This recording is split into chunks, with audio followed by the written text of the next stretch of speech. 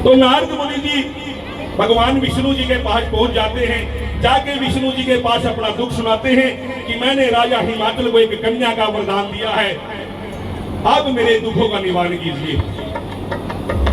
तो विष्णु जी कहते हैं कि मैं आपके दुखों का निवारण इतना कर सकता हूं, आपको एक उपाय बता देता हूं। आप कैलाश पर्वत जाइए, वहां भगवान शंकर रहते हैं। भगवान शंकर की अर्धांगिनी श्री दक्ष प्रजापति जी की जो कन्या है वो उमा, वो भगवान शंकर की अर्धांगिनी है। भगवान शंकर की अर्धांगिनी है, अर्धांगिनी के रूप में है, उनका एक जन्म बकाया है। तो नारद मुनि जी जाके सीधे वहां से खड़े हो गए, भगवान शंकर जी के दरवाजे जाते हैं।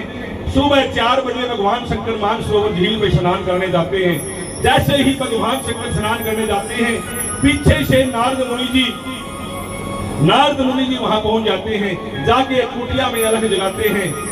माता उमा बाहर आती है, ब्राह्मण देवता को प्रणाम करती है, नारद मुनि जी को प्रणाम करती है।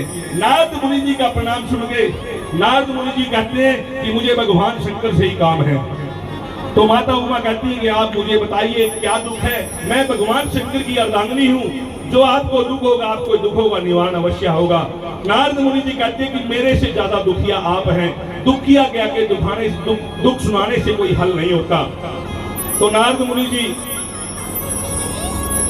तो माता उमा कहती है कि मुझे कोई दुख नहीं हो सकता, मैं भगवान शंकर की अर्धांगिनी हूँ, मुझे कोई दुख नहीं हो सकता।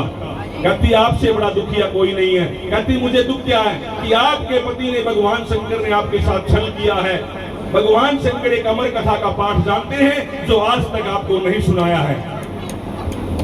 कहती गुरुजी मुझे क्या करना होगा, आप हट कर लीजिए, आप हट कर लीजिए, तो भगवान शंकर से जिद कर लीजिए कि आपको अमर कथा का पाठ सुनाए।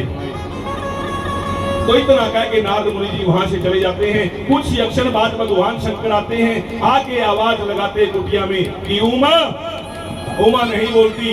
भगवान शंकर ना सारे नाम काली कपाली भद्र काली सुबह चोड़े वाली ज्वाला नारदा शारदा उमा पार्वती सारे नामों का उच्चारण करते हैं। तो माता उमा सोचती है गुरु वाक्यम सदाई सत्यम, जो गुरु लोग कहते हैं वो सब सत्य है।